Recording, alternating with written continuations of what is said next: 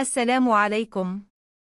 आइए इंग्लिश और उर्दू में 1 यानी 1 से लेकर 20 यानी 20 तक गिनती सीखते हैं। 1, 1, 2, 2, 3, 3, 4, 4,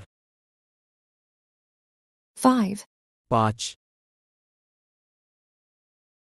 6, 6, 7, 7, 8, 8, 9, 9, 10, 10, 11, 11, 12, 12, 13, 13, 14, 14, 15, 15, 16, 16, 17, 17,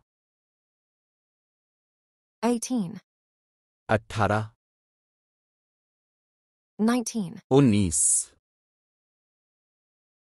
20, 20,